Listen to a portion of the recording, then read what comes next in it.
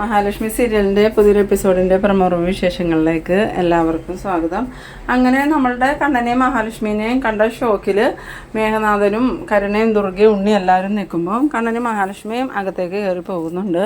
അവർ പോയതിന് ശേഷം കരുണ ചോദിക്കുന്നുണ്ട്, മേഘേട്ടൻ എന്തൊക്കെയായിരുന്നു പറഞ്ഞ് കണ്ണൻ ഇനി തിരിച്ചു വരില്ല, എന്നിട്ട് ഇപ്പം എന്തായി? അയാൾക്കൊരു കുഴപ്പവും കൂടാതെ അയാൾ തിരിച്ചു വന്നല്ലോ. അയാൾക്ക് പോയതിനും കൂടുതൽ ആരോഗ്യം വെച്ചതുപോലെ എനിക്ക് തോന്നിയെന്ന്. ആ സമയത്ത് ഉണ്ണിയും പറയുന്നുണ്ട്, എനിക്കും അങ്ങനെ തന്നെയാണ് തോന്നിയത്. ഇനിയിപ്പോൾ അയ്യപ്പനെ കണ്ടു വന്നതോടുകൂടി അയാൾക്ക് എഴുന്നേറ്റ് നടക്കാനുള്ള കഴിവൊക്കെ കിട്ടിയോന്നും സംശയമുണ്ടെന്ന്. ആ സമയത്ത് ദുർഗ പറയുന്നുണ്ട്, എന്നാലും എൻ്റെ മേഘ ഇത് വല്ലാത്തൊരു ചതിയായിപ്പോയി. ഇനിയിപ്പോൾ ആസ്പത്രി കിടക്കുന്നത് സാഗർ തന്നെയാണോന്ന് ആർക്കറിയാമെന്ന് പറയുമ്പം കണ്ണനും മാർക്കോയും തിരിച്ചു വന്നിട്ടുണ്ടെങ്കിൽ ആസ്പത്രി കിടക്കുന്നത് സാഗറായിരിക്കില്ല, ആരോ മേഘേട്ടനെ ചതിച്ചതാ, അല്ലാതെ ഇങ്ങനെയൊന്നും സംഭവിക്കില്ല. ആ സമയത്ത് നമ്മളുടെ മേഘനാണെങ്കിൽ സഹിക്കാൻ പറ്റാതെ ദേഷ്യം വരുന്നുണ്ട്. മേഘം പറയുന്നുണ്ട്, എന്നാലും ഇതെങ്ങനെ സംഭവിച്ചു? എനിക്കൊരു പിടിയും കിട്ടണില്ല ഉണ്ണി. എന്തായാലും ഞാൻ വിചാരിച്ചതുപോലെ ഒന്നും അല്ല കാര്യങ്ങൾ. അപ്പോൾ കണ്ണൻ തിരിച്ചു വന്ന സ്ഥിതിക്ക് മാർക്കോയ്ക്കും ഒന്നും സംഭവിച്ചു കാണൂല എന്ന്. ആ സമയത്ത് നമ്മളുടെ മേഘനാഥൻ പറയുന്നുണ്ട്, എന്തായാലും കണ്ണനും മഹാലക്ഷ്മിക്കൊക്കെ നമ്മളെ സംശയമുണ്ട്. ആ സമയത്ത് ഉണ്ണി പറയുന്നുണ്ട്, അങ്ങനെ സംശയം ഉണ്ടെങ്കിൽ ഉറപ്പായിട്ടും മാർക്കോ മേഘേട്ടനെ വെറുതെ വിടുമെന്ന് തോന്നുന്നില്ല. അവരെ കൊല്ലാനായിട്ട് ആളെ വിട്ടത് മേഘേട്ടനാണെന്ന് അവർക്ക് മനസ്സിലായി കാണും. ഇനിയിപ്പോൾ മാർക്കോയെ പേടിച്ച് മേഘേട്ടന് പുറത്തിറങ്ങാൻ പറ്റില്ലല്ലോ എന്ന്. ആ സമയത്ത് കാരണം പറയുന്നുണ്ട്, അത് നേരെ മേഘേട്ട, ഇനിയിപ്പോൾ മാർക്കോയെ പേടിച്ചിട്ട് പുറത്തേക്കൊന്നും ഇറങ്ങണ്ട, വീട്ടിൽ തന്നെ ഇരുന്നാൽ മതി. എന്തായാലും മേഘേട്ടൻ ഇത്രയും വലിയ ചതി ചെയ്യുമെന്നൊന്നും ഞാൻ വിചാരിച്ചില്ല. എൻ്റെ ജീവിതത്തിൽ ഞാൻ ഇത്രയധികം സന്തോഷിച്ച സമയമില്ല. വിവാഹം കഴിഞ്ഞതിന് ശേഷം ഞാൻ ഇന്നലെ ഇത്രയധികം സന്തോഷിച്ചത്. ആ സന്തോഷത്തിൽ പാർക്കിലും ബീച്ചിലൊക്കെ പോയി ആഘോഷിക്കുകയും ചെയ്തു. അതൊക്കെ വെറുതെ ആയി പോയല്ലോ എന്ന്. ഈ സമയത്ത് നമ്മളുടെ തുർക്ക പറയുന്നുണ്ട്, എന്നാലും ഇതെങ്ങനെ സംഭവിച്ചത് മേഘ? അപ്പം നീ കൊല്ലാൻ വിട്ട ആളുകൾ എന്ത് ചെയ്യുന്നു? ആ സമയത്ത് മേഘനാഥൻ പറയുന്നുണ്ട്, ഇനി അവമാരെങ്ങാനും ആണോ കൊക്കെ വീണ് മരിച്ചതെന്ന് അറിയില്ലല്ലോ. കണ്ണൻ പറഞ്ഞത് ശ്രദ്ധിച്ചില്ലേ? പോണ വഴിക്ക് പല തടസ്സങ്ങളും അവർക്ക് നേരിടേണ്ടി വന്നു, പക്ഷെ കുഴപ്പമൊന്നുമില്ലാണ്ട് ദർശനം നടത്താൻ പറ്റിയെന്ന്. അതിൽ നിന്നും മനസ്സിലാക്കാം ഇവരെ ആക്രമിച്ചിട്ടുണ്ട്. ആ സമയത്ത് മാർക്കോയെ എങ്ങാനും അവരെ തന്നെ കൊക്കയിലേക്ക് ഇട്ടതായിരിക്കുമെന്ന്. എന്തായാലും ഇത് വല്ലാത്തൊരു ചതിയായി പോയല്ലോ. ഇനി ഞാനിവിടെ നിൽക്കണില്ല, എത്രയും പെട്ടെന്ന് വീട്ടിലോട്ട് പോട്ടെ എന്നും പറഞ്ഞ് മേഘനാഥനാണെങ്കിൽ പോകുന്നുണ്ട്. അങ്ങനെ നമ്മളുടെ കണ്ണനും മഹാലക്ഷ്മിയും റൂമിൽ വന്ന് മഹാലക്ഷ്മി വേഗം തന്നെ റൂം അടച്ച് കുറ്റിയിടുന്നുണ്ട്. എന്നിട്ട് കണ്ണനോട് പറയുന്നുണ്ട്, എന്തായാലും കണ്ണേട്ടൻ്റെ രണ്ടാനമ്മയ്ക്കും ഉണ്ണിക്കൊക്കെ കണ്ണേട്ടൻ മരിച്ചു എന്നുള്ള സന്തോഷം തന്നെയായിരുന്നു. അതിൻ്റെ ഇടയ്ക്ക് കണ്ണേട്ടനെ കണ്ടപ്പോൾ അവരുടെ മുഖമൊക്കെ മാറിയത് കണ്ടില്ലേന്ന്. ആ സമയത്ത് കണ്ണൻ പറയുന്നുണ്ട്, ഉവ്വ എൻ്റെ രണ്ടാനമ്മ ഞാൻ മരിച്ചു എന്ന് കേട്ട് സന്തോഷത്തോടു കൂടിയാണ് എൻ്റെ കുഞ്ഞിന് എന്ത് പറ്റിയിരുന്നൊക്കെ മഹിയോട് ചോദിച്ചത്. പക്ഷെ എന്നെ കണ്ടതോടുകൂടി അവരുടെ മുഖത്തെ ആ സന്തോഷമൊക്കെ പോയി. എന്തായാലും മേഘനോട് കൂടി ഇവിടെ ഭയങ്കര ആഘോഷമായിരുന്നു എന്ന് തോന്നുന്നു. ആ സമയത്ത് മഹാലക്ഷ്മി പറയുന്നുണ്ട്, ആ കാര്യത്തിൽ സംശയിക്കാനൊന്നുമില്ല, അല്ലെങ്കിൽ ഒരിക്കലും മേഘൻ ഇവിടെ വന്ന് താമസിക്കാറില്ലല്ലോ. ഇപ്പോൾ കണ്ണേട്ടൻ മരിച്ചുപോയി, അപ്പോൾ പിന്നെ അവനാണല്ലോ ഈ സ്വത്തിൻ്റെ അവകാശി എന്നുള്ള ഇതിലായിരിക്കും അവനിവിടെ താമസാക്കിയത്. എന്തായാലും ഇന്ന് തന്നെ അവരുടെ ആ സ്വപ്നം പൊളിച്ചു കൊടുത്തത് നന്നായി കണ്ണേട്ടാന്ന്. ഇതേ സമയം ഈ കണ്ണൻ പറയുന്നുണ്ട്, എന്തായാലും തൻ്റെ രണ്ടാനച്ഛനും അയാളുടെ അമ്മയൊക്കെ ഇപ്പോൾ ഭയങ്കര സന്തോഷത്തിലായിരിക്കും. ഞാനും മാർക്കോയും മരിച്ചു എന്ന് വിചാരിച്ചല്ലേ അവരിയ്ക്കണേന്ന്. പിന്നീട് കാണിക്കുന്നത് നമ്മളുടെ മേഘനാഥനെയാണ്. മേഘനാഥനാണെങ്കിൽ വീട്ടിലോട്ട് കയറി ചെല്ലുന്ന സമയത്ത് സീമന്തിനി വന്ന് വാതിൽ തുറന്നു കൊടുക്കുന്നുണ്ട്. എന്നിട്ട് ചോദിക്കുന്നുണ്ട്, നീ അപ്പോൾ ഇന്ന് കമലേശ്വരത്ത് കിടക്കുമെന്ന് പറഞ്ഞിട്ട് എന്താണ് നീ തിരിച്ചു വന്നതെന്ന് ചോദിക്കുമ്പം, അത് ആകെ പ്രശ്നമായി അമ്മേ. എന്ത് പ്രശ്നമായിടാ? കണ്ണൻ്റെ ബോഡി കൊണ്ടുവന്ന് ചോദിക്കുമ്പം കണ്ണൻ്റെ ബോഡിയല്ല, അവൻ ജീവനോട് കൂടി തന്നെ വന്നിട്ടുണ്ടെന്ന്. അത് കേട്ടതും സീമന്തിനി ചോദിക്കുന്നുണ്ട്, നീ എന്തൊക്കെയാടാ മേഘായി പറയണേ? അപ്പോൾ കണ്ണനും മാർക്കോയും മരിച്ചു എന്നല്ലേ നീ പറഞ്ഞതെന്ന് ചോദിക്കുമ്പം, അത് എന്തോ തെറ്റിദ്ധാരണ പറ്റിയതാ, കണ്ണൻ മരിച്ചിട്ടില്ല.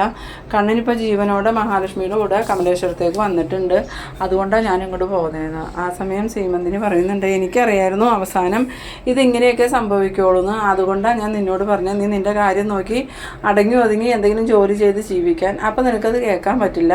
എന്തായാലും കണ്ണനെയും മഹാലക്ഷ്മിയെ ഒന്നും ചെയ്യാൻ പറ്റില്ല എന്ന് ഇതിനു മുമ്പ് പല പ്രാവശ്യം തെളിഞ്ഞേക്കണേ.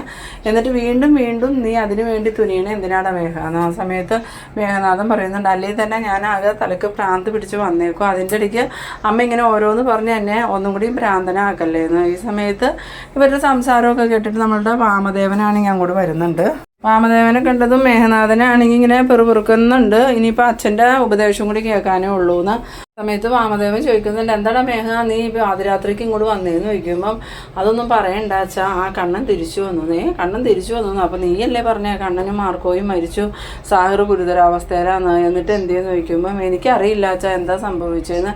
ഇനിയിപ്പോൾ എല്ലാവരും പറയണ പോലെ അവൾക്ക് എന്തോ ദൈവിക ശക്തി ഉണ്ടെന്നാണ് പറയണേ, അതുകൊണ്ടായിരിക്കും കണ്ണനും മാർക്കോയ്ക്കൊന്നും ഒന്നും സംഭവിച്ചിട്ടില്ല. അപ്പോൾ പിന്നെ മരിച്ചത് തരാമെന്ന് ചോദിക്കുമ്പം അതറിയില്ല, മിക്കവാറും ചിലപ്പോൾ ആ ഗുണ്ടകൾ തന്നെയായിരിക്കും. ഈ സമയത്ത് വാമദേവൻ പറയുന്നുണ്ട്, ഞാൻ അപ്പോഴേ നിന്നോട് പറഞ്ഞതല്ലേ ആവശ്യമില്ലാത്തതിനൊന്നും നിൽക്കണ്ട, അതും മലയ്ക്ക് പോണവരെ കൊല്ലാനായിട്ട് ആരെങ്കിലും വിട്ടാൽ അത് നടക്കൂലെന്ന് എനിക്കറിയായിരുന്നു.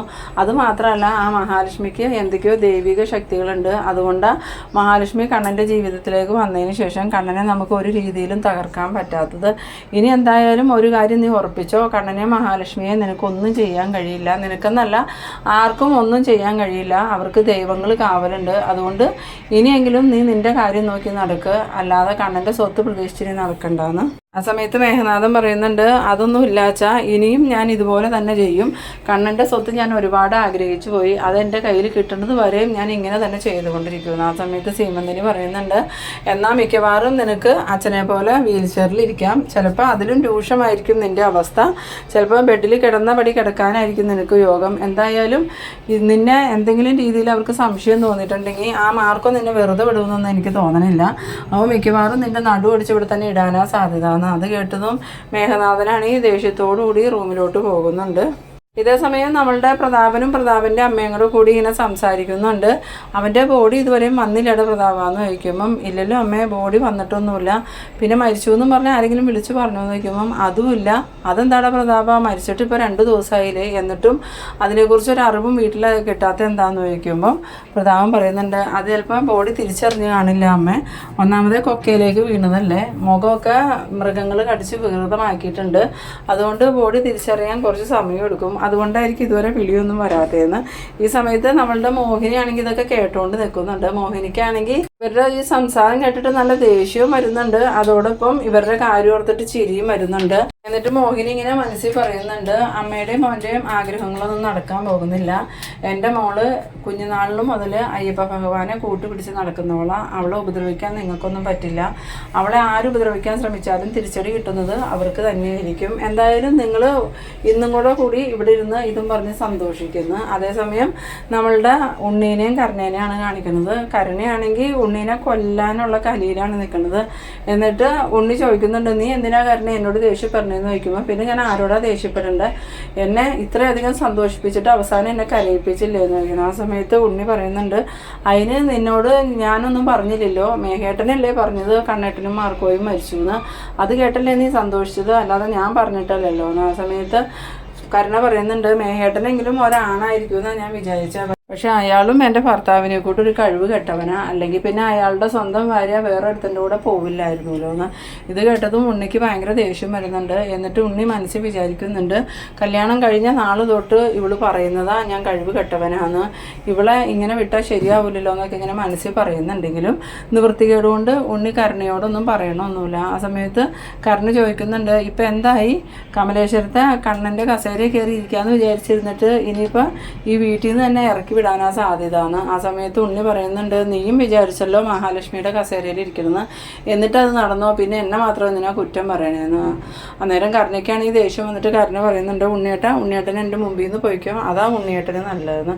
ഇതേ സമയം നമ്മളുടെ മഞ്ജുവിനെയും സാഗറിനെയാണ് കാണിക്കുന്നത്. മഞ്ജു മഹാലക്ഷ്മിക്കൊന്ന് വിളിക്കട്ടെ എന്നും പറഞ്ഞ് ഫോൺ എടുത്ത് മഹാലക്ഷ്മിക്ക് വിളിക്കുന്നുണ്ട്. ഫോൺ അറ്റൻഡ് ചെയ്തും എന്താ മഞ്ജു എന്ന് ചോദിക്കുമ്പം ഏട്ടനും കമലേശ്വരത്ത് എത്തിയില്ലേന്ന് ചോദിക്കണം. അപ്പോൾ മഞ്ജു അവിടെ ഉള്ളവരുടെ പ്രതികരണം എങ്ങനെയുണ്ടായിരുന്നു എന്ന് ചോദിക്കുമ്പം, ഇവിടെ ഭയങ്കര ആഘോഷമായിരുന്നു എന്നാ തോന്നണേ, മേഘനാഥൻ ഇവിടെ ഉണ്ടായിരുന്നു, ഞങ്ങൾ വന്ന് കയറിയപ്പോഴേ അവൻ പോയതെന്ന്. ആ സമയം മഞ്ജു ചോദിക്കുന്നുണ്ട്, മേഘൻ എന്താ അവിടെ കാര്യം എന്ന് ചോദിക്കുമ്പം, അതിപ്പോൾ കണ്ണേട്ടനും മാർക്കോയും മരിച്ചു എന്ന് പറഞ്ഞിട്ട് അമ്മയുടെ കൂടെ സന്തോഷം ആഘോഷിക്കാൻ വേണ്ടി വന്നതാണ്. എന്തായാലും കണ്ണേട്ടൻ ജീവനോടെ വന്ന് കണ്ടതും അവനപ്പം തന്നെ സ്ഥലം വിട്ടുവെന്ന്. അതേതായാലും നന്നായി അടുത്ത്, ഇനിയിപ്പോൾ അവൻ അടുത്ത പ്ലാൻ ഒരുക്കട്ടെ എന്ന്. ഇതേ സമയം നമ്മളുടെ മോഹിനിയാണെങ്കിൽ മഹാലക്ഷ്മിക്ക് വിളിക്കുന്നുണ്ട്. മഹാലക്ഷ്മിക്ക് വിളിച്ചിട്ട് നിങ്ങൾ കമലേശ്വരത്ത് എത്തിയോന്ന് ചോദിക്കുമ്പോൾ, അമ്മേ ഞങ്ങൾ ഇന്നലെ രാത്രി വന്നു, പിന്നെ എന്തുണ്ട് വിശേഷം എന്ന് ചോദിക്കുമ്പം, അത് എല്ലാവരും ഭയങ്കര സന്തോഷത്തിലായിരുന്നു, കണ്ണേട്ടനെ കണ്ടതോടുകൂടി എല്ലാവരുടെയും സന്തോഷം കെട്ടടങ്ങിയെന്ന്. ഇതേസമയം മോഹിനി പറയുന്നുണ്ട്, ഇവിടെ കരുണയുടെ അച്ഛനും മുത്തശ്ശിയൊക്കെ ഭയങ്കര സന്തോഷത്തിൽ തന്നെ. എന്തായാലും അമ്മ ഒരു പണി ചെയ്യുക, ഈ ഫോൺ കൊണ്ടുപോയി കരുണയുടെ അച്ഛനൊന്ന് കൊടുക്കുക, അതെന്തിനാ മോളെ എന്ന് ചോദിക്കുമ്പം ഞാനിപ്പോൾ വീഡിയോ കോളിൽ വിളിക്കാം, അപ്പോൾ കൊണ്ടുപോയി കൊടുത്താൽ മതി, അതൊക്കെ ഉണ്ടമ്മേ, കൊണ്ടുപോയി കൊടുത്തു കഴിയുമ്പോൾ ഞാൻ പറയാമെന്ന് പറഞ്ഞു. അങ്ങനെ മഹാലക്ഷ്മി ഫോൺ കട്ട് ചെയ്തിട്ട് വീഡിയോ കോളിൽ വിളിക്കുന്നുണ്ട്. വേഗം തന്നെ മോഹിനി കോൾ അറ്റൻഡ് ചെയ്തിട്ട് പ്രതാപൻ്റെ കൊണ്ടുപോയി കൊടുക്കുന്നുണ്ട്. അങ്ങനെ ഫോൺ വാങ്ങിയിട്ട് മഹാലക്ഷ്മിയെ കാണുമ്പോൾ തന്നെ പ്രതാപന് അത്ര ഇഷ്ടപ്പെടണമെന്നില്ല. എന്നിട്ട് എന്താടി നീ എന്നെ വിളിച്ചത് എന്തിനാന്ന് ചോദിക്കുമ്പോൾ അതെനിക്കൊരു കാര്യം പറയാനുണ്ടായിരുന്നു. കണ്ണേട്ടൻ പോയിട്ട് ഒരു വിവരവും ഇല്ല, കണ്ണേട്ടൻ എന്ത് സംഭവിച്ചു എന്നും അറിയില്ല. ആ സമയത്ത് പ്രതാപനാണ് ഈ പറയുന്നത് കണ്ണൻ മരിച്ചു എന്നുള്ള ധാരണയിൽ ഇനി അവനക്ക് എന്തെങ്കിലും സംഭവിച്ചു എന്നും പറഞ്ഞ് നീ എന്നെ അതിൽ പ്രതിയാക്കാൻ നിന്നിട്ടുണ്ടെങ്കിൽ ഞാൻ അവിടെ വന്ന് നിൻ്റെ മോറടിച്ച് പൊളിക്കുമെന്ന് ഇങ്ങനെ പറയണേ. ആ സമയം കൊണ്ട് തന്നെ നമ്മളുടെ കണ്ണനാണെങ്കിൽ ഇതെല്ലാം കേട്ടുകൊണ്ട് നിൽക്കായിരുന്നു. പെട്ടെന്ന് തന്നെ മഹാലക്ഷ്മിയുടെ കയ്യിൽ നിന്ന് ഫോൺ വാങ്ങിയിട്ട് കണ്ണൻ വീഡിയോ കോളിൽ വരുന്നുണ്ട്. അങ്ങനെ പ്രതാപനാണെങ്കിൽ വീഡിയോ കോളിൽ കണ്ണനെ കണ്ടതും ആകെ ഷോക്കാവുന്നുണ്ട്. എന്നിട്ട് നീ എന്താന്ന് ചോദിക്കുമ്പോൾ അന്തി ഞാൻ മരിച്ചു എന്ന് വിചാരിച്ചാണോ നിങ്ങളിരുന്നത്? എന്തായാലും നിങ്ങൾ ഞങ്ങളെ കൊല്ലാൻ ആളെ വിട്ടെങ്കിലും ഞങ്ങൾക്ക് ഒന്നും സംഭവിച്ചില്ല, ഞങ്ങൾ ജീവനോടുകൂടി തന്നെ തിരിച്ചു വന്നു. ഞാനും മാർക്കോയും സാഹറും എല്ലാവരും ഇപ്പോൾ ജീവനോടെ ഉണ്ട്. ഞങ്ങൾ മരിച്ചു എന്നും പറഞ്ഞ് നിങ്ങളെല്ലാവരും ഭയങ്കര ആഘോഷമല്ലായിരുന്നു എന്ന്. അത് കേട്ടത് നമ്മളുടെ പ്രതാപനാണെങ്കിൽ ആകെ ഷോക്കായി പോകുന്നുണ്ട്. ഈ നിമിഷം വരെ പ്രതാപനും പ്രതാപൻ്റെ അമ്മയും വിചാരിച്ചുകൊണ്ടിരുന്നത് ഇവർ മരിച്ചു എന്ന് തന്നെയാണല്ലോ. ആ സമയത്ത് പ്രതാപൻ്റെ അമ്മയാണെങ്കിൽ പ്രതാപനെ ഇങ്ങനെ നോക്കിയിട്ട് എന്താണ് ഇതെന്ന് ചോദിക്കുമ്പോൾ പ്രതാപനും ഒന്നും പിടികിട്ടാത്ത പോലെ ഇങ്ങനെ സ്തംഭിച്ച് നിൽക്കുന്ന ആ ഒരു സീനിലാണ് ഈ എപ്പിസോഡ് അവസാനിക്കുന്നത്. അപ്പോൾ നിങ്ങളെൻ്റെ വീഡിയോ ആദ്യമായി കാണുന്നവരാണെങ്കിൽ ചാനലൊന്ന് സബ്സ്ക്രൈബ് ചെയ്യാനും ഇഷ്ടമായാൽ ലൈക്ക് ചെയ്യാനും ഷെയർ ചെയ്യാനും മറക്കരുത്. ഇതുപോലെ ഇൻട്രസ്റ്റിംഗ് ആയിട്ടുള്ള അടുത്തൊരു എപ്പിസോഡുമായി വീണ്ടും കാണാം. അതുവരേക്കും ബൈ ബൈ.